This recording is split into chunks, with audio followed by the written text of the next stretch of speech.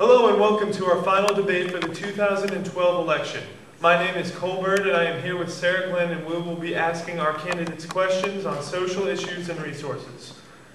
The audience here has agreed to be attentive and respectful. They will not cheer, boo, or react impolitely. Now, please welcome President Barack Obama and Governor Mitt Romney.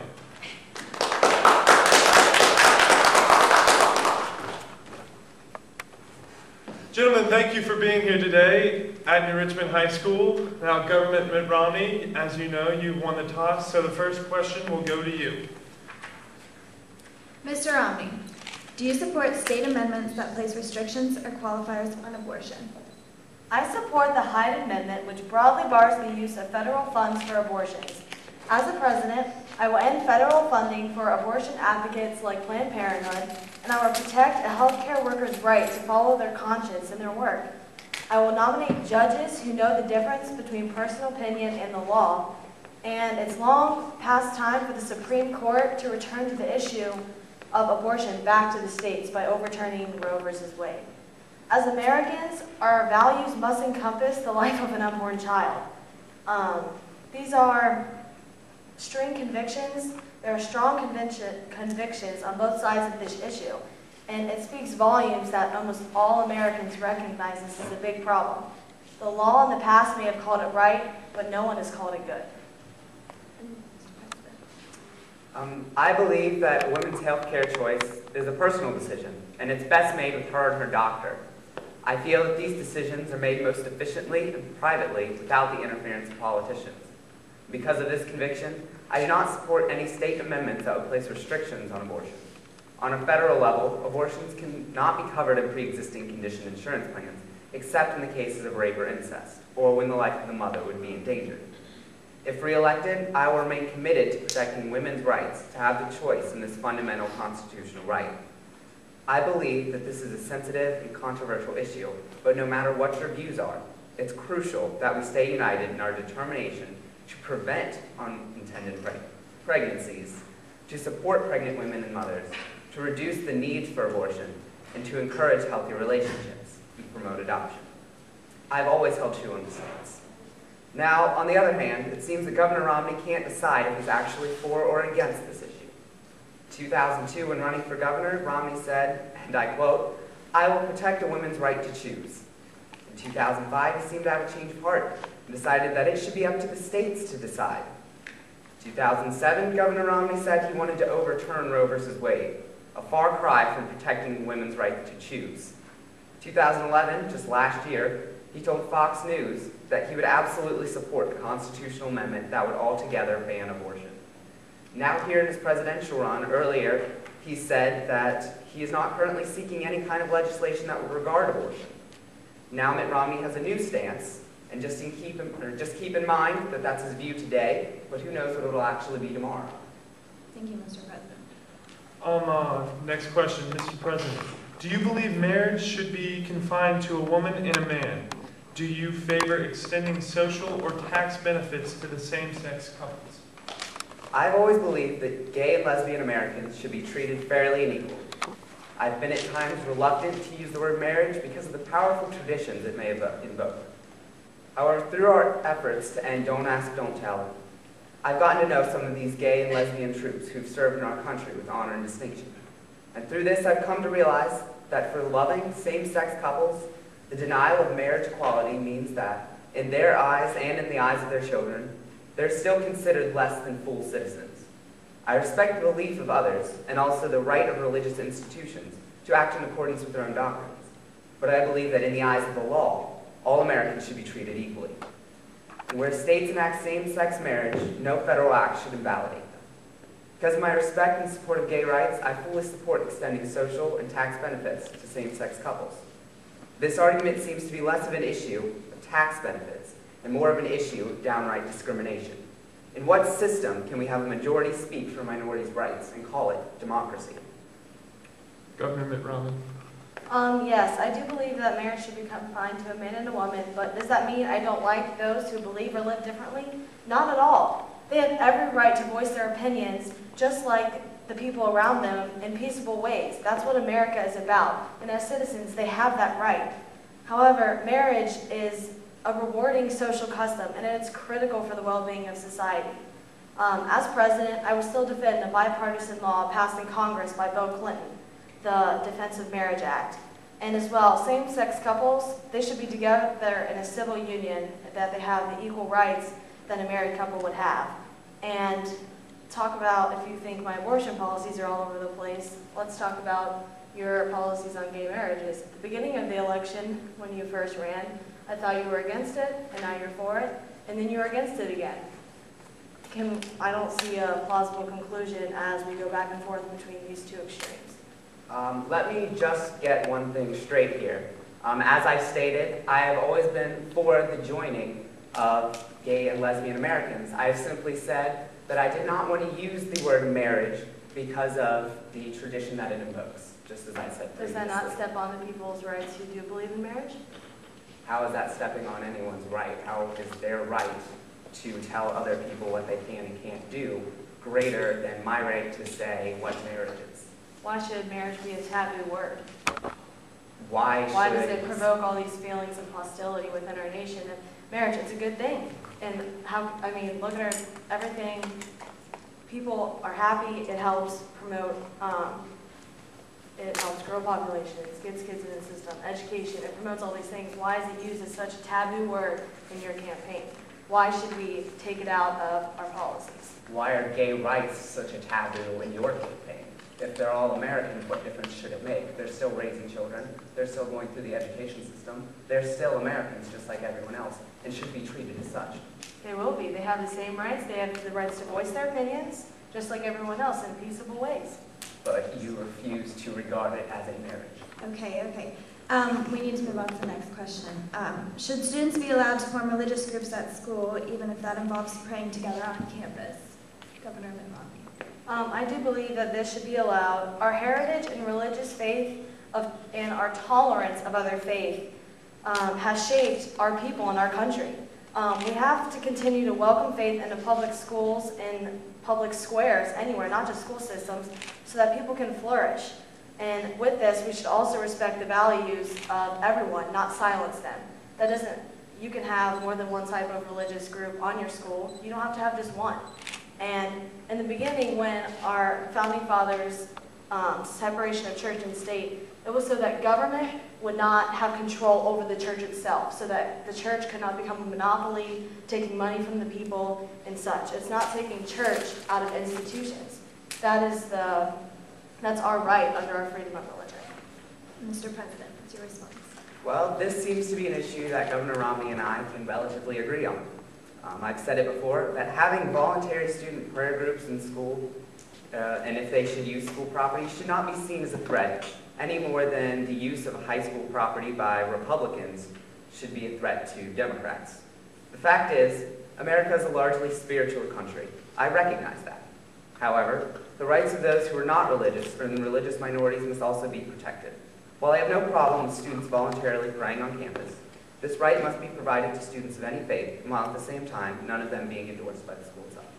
Thank you, Mr. President. On the next question to you, Mitt Romney, how will you remove the glass ceiling? I'm not sure that a policy or government itself can remove something like the glass ceiling. That's a result of principles or the lack thereof. And a leader who exemplifies truthfulness, honesty, and fairness are going to display the same things in his policies. Decency and civility are just values that have strengthened our nation as a whole, and poisonous language isn't going to get us anywhere. It's not going to change anyone's mind. It's not going to soften someone's heart. It's just going to lead them in the wrong direction. We need to focus on our values that are going to unite our people and not let our agendas narrow our visions and drive us apart. Thank you. Mr. President. Well, in today's world, the female workforce is ambitious, hardworking, and efficient. The contributions to America's economic prosperity is vital. They absolutely deserve equal pay. Early in my term, I signed the Lilly Ledbetter Fair Pay Act to help women fight back against pay discrimination. So I understand that when women are paid less than men for the same work, it hurts the entire family. If I'm elected again, I promise to continue support for women's equal pay rights in every aspect. I will continue to pass any kind of legislation that will help remove the glass ceiling altogether and bring together a more equal and efficient America. However, the Romney administration has repeatedly been asked if they would support this Lilly Ledbetter Fair Pay Act, to which he replied, "I'll get back to you. I'll get back to you." Well, I'm here to deliver a message from the millions of women in the workforce doing equal work for less pay. They don't have time to wait for Governor Romney to get back to them. It's 2012, not 1950. We need to start acting like it. Great, thank you, Mr. President. The administration, they've promoted division all through their campaign, not just among races and classes, but look at all the problems we're having with the unions versus the regular people, the rich against the poor, the middle class against the high, the tax rates itself, the rich against the poor. But nevertheless, we're still Americans, and we have to come together to solve these issues. And if we're split and divided, how are we going to do this? And you say females, you want to give them more pay and such, but right now, in the unemployment rate, females have some of the highest rates. If you divvy it up into sections, females are some of the most unemployed gender at this time. I would just like to respond by saying that my administration has in no way promoted division. In fact, we've done the opposite in that with the issues with unions and tax policies, we're trying to create a fairer system in which everyone has their fair shot. We're not trying to divide things, we're trying to make things better and more fair for everyone.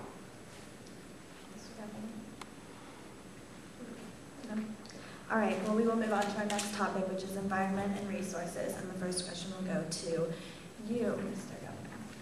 How do you propose that America will reduce its dependence on foreign oil? What is your opinion on the Keystone Pipeline from Canada? And what about drilling in Alaska? How will you help lower the $4 price at the pump? When it comes to reducing the dependence on foreign oil, we have to become energy independent, and we need to open up production across the country and to remove barriers from developing coal, oil, and natural resources, which is one of the reasons I do support drilling in Alaska. And besides this, I also welcome renewable energy and new ways to promote it so that we can incorporate it along with gas and oil, because no matter what new energy sources you use, none of them are going to give us as great a quantity as coal and oil ever will. And that's why we need to incorporate the two. And to achieve this independence, biofuels will play a big role in enabling us to achieve this goal, because all of our energy sources should continue in the long-term competitive advantage of our nation. And my policies aim to ensure that our industries are sustainable, competitive, innovative, and efficient. And biofuels will eliminate the regulatory barriers to this type of diversification. Mr. President. In order to decrease our dependency on foreign oil, we can't simply look at coal or oil. Instead, we need an all-the-above kind of approach. We need to not only look at coal and oil for a source of dependence, but look at other forms of energy, including solar, wind, nuclear, and biofuels. With regards to drilling in Alaska, I've already expanded drilling to parts of Alaska that are most saturated with oil and gas. However, I did this in a responsible manner, making sure that the proper research was done on the lands to ensure that the drilling process were done in the utmost and safest way possible. With regards to the Keystone Pipeline, this in Congress was not an issue of environmental policy, but was pure politics. The bill approving the pipeline was forced through Congress, with politicians set against me, knowing that I would have to reject the bill based on the safety of the American people. Proper testing needed to be done on this pipeline could not be conducted in the amount of time that Congress demanded before the bill be passed. No president in good conscience could ever pass a bill without understanding its full consequences on the American people. Now, you have to remember that these were people's backyards that we could be destroying. When it comes to gas prices, all along the way, I've raised efficiency standards for the cars we drive. I've created a system in which consumers will save $8,000 at the pump annually. So we create more jobs in the auto industry and save about 12 billion barrels of oil, which in turn will add to a larger supply and lower the price of oil. While across the aisle, I want to say that simply drilling will lower these prices. It's not the only issue here. We've already increased drilling. In fact, we've raised the amount of oil rigs in operation in the United States from 450 when I took office to over 1,200. Our dependency on foreign oil has gone from 60% before I got into office to 40% today. But look outside. Gas prices still went up. Another issue with this theory is that while the United States uses 20% of the world's oil production, it only contains about 2% of the world's total amount of oil. So no matter how much we drill, we'll never truly have enough to be able to be completely independent from foreign nations' sway. This is why we need other possible answers, and my administration has worked hard to find them. Thank you, Mr. President. When it comes to the Keystone Pipeline, I think that we have missed the perfect opportunity to step toward energy independence. And now Canada is going to turn to other countries like China, Russia, and other places to get the money to pay for this pipeline, and yet we're going to have to go to them for more energy because they're going to take this opportunity. And it's a crucial component of any plan for a stronger middle class to dramatically increase domestic energy production and partner closely with places like Canada and Mexico that are closer to our turf and who are going to want to work with us. And the pipeline, the rejection of it was not in the national interest. And I will agree with the president. Right now, the petroleum production isn't its highest since 1998. And foreign oil, the imports are at the lowest since 1995. However, if you talk to economists, the chief reason is the reduction in consumption brought by the recent economic recession. And what the administration fails to tell us is that the annual average price of gasoline was $3.52 in 2011. And for the past 4 years, on average, it has been at least more than that. So I would just like to say, with regards to the Keystone Pipeline, basically Governor Romney is saying that the profits we'd make from having this new source of oil would be more important than the safety of America and American citizens. Is it going? As we go through this, I do agree that we have to look more into it, where it's going to affect Americans, but none of these negotiations were even brought up to be discussed. My administration has brought this up several times. I did not hear anything about it. Was not pushed the way it should have been pushed in Congress. Because you were not in Congress. Well, wouldn't you think other people would have known about it? And as we go It's been through, really well publicized. maybe there's alternate directions for this pipeline, but we need to have further exploration of those things. I don't think that was duly looked at. All right, gentlemen.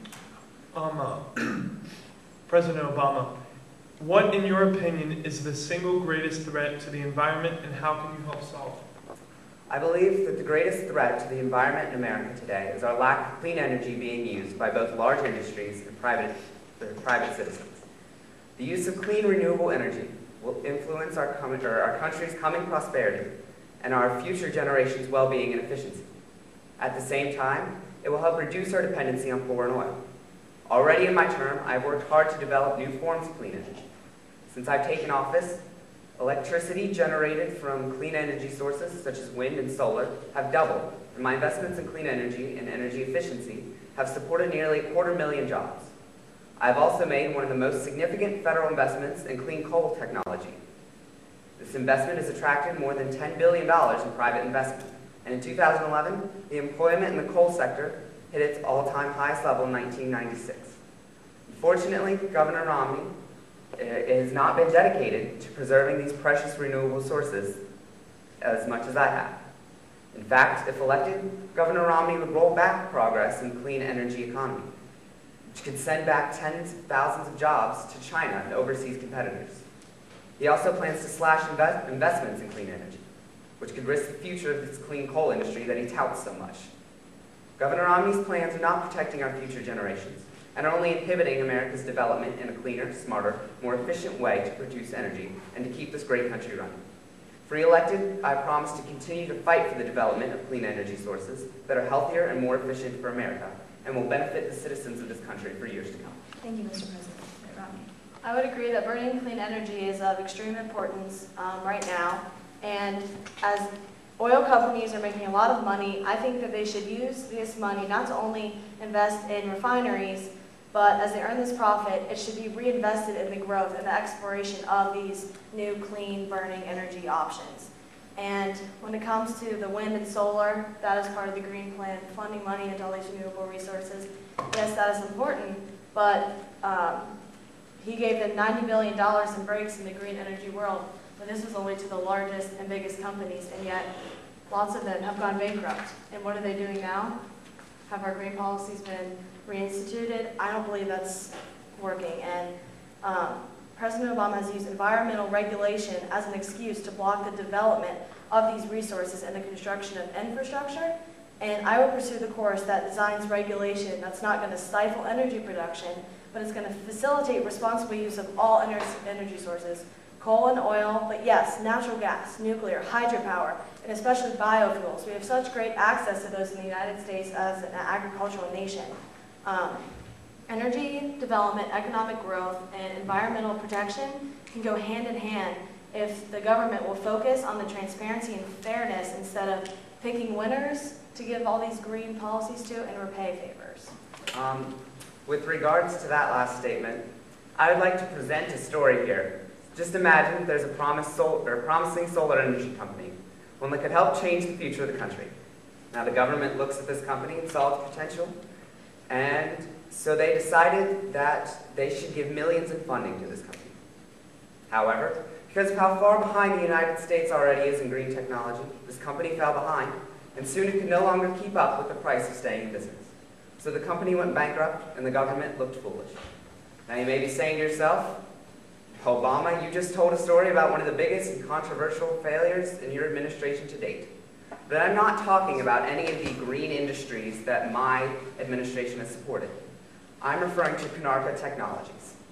Canarca Technologies, based in Lowell, Massachusetts, received millions in funding from Governor Romney's administration and then went bankrupt earlier this year. So as Governor Romney would like to say that my green policies can't be trusted, this is just a hypocritical statement, and he has absolutely nothing to back it up. Well, I don't believe we're reinvesting in the capital equipment that needs to be done, and the amount of profit coming from these green policies is not being branched back into our energy system, and it's not giving us the independence that we need as Americans by 2020, and the strategic imperative energy dependence of America.